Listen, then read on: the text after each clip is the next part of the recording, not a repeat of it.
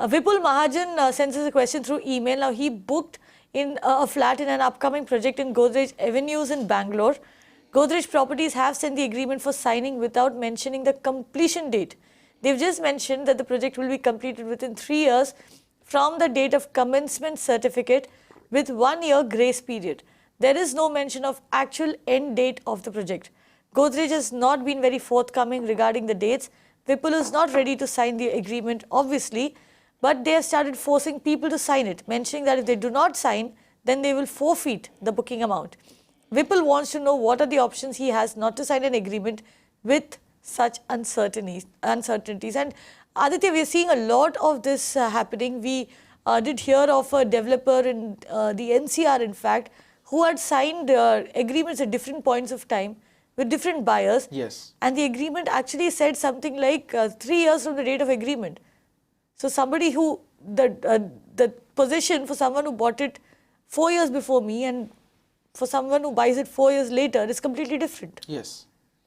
Well, first of all, this is quite surprising that a listed company like Godrej is having such behavior, because I'm surprised based on what he's saying that they're not even committing a date of commencement of the project or any date of completion for that matter. Well, in this case, if we take a plain look at RERA, that cannot be the case now. Under Section 4 of the RERA Act, Godrej is an under construction project, Sections 3 and 4. Being an under construction and ongoing project, they have to mandatorily register the project with RERA. When they register the project with RERA, they have to declare the date of commencement and the date of, they have to give the details of the certificates first, because unless until you don't have a commencement certificate and your approvals are not in place, you are not eligible to market your flats. They first have to register the project with RERA. When they register the project with the local Karnataka RERA, they'll have to specify the date of completion of the project.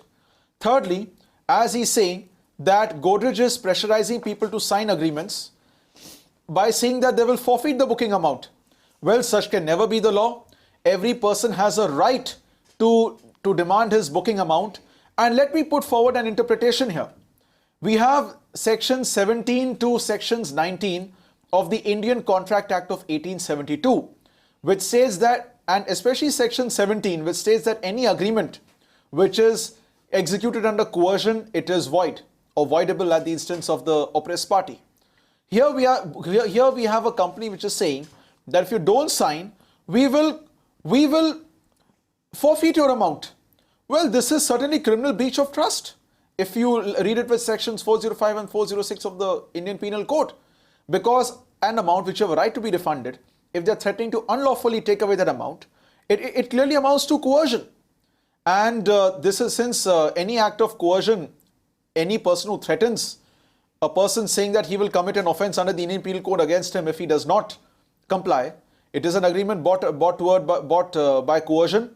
He can certainly send a letter of protest to Godrej and immediately file a complaint with the local RERA if he has invested any money in the project. Right. Also, like you said, send a letter of protest to Godrej, and a lot of times, I mean, not just a lot of times, a home buyer essentially just interacts with the salesperson. Yes. Who may not be the right person to get in touch with in case of redressal. Does it make sense to directly write to the management of the company, especially a listed company like Godrej? Certainly, because every company has its registered office and every company has its managerial person in charge who are authorized, who are competent to file actions on the company's behalf, receive legal notices. He should address the notice directly to the managing director and address it to the registered office of the company.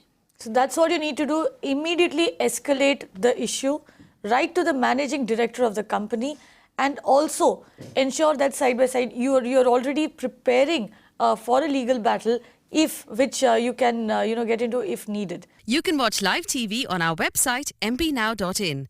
Find us on Facebook at facebook.com/magicbricksnow. And don't forget to click the like button. You can also follow us on Twitter at magicbricksnow.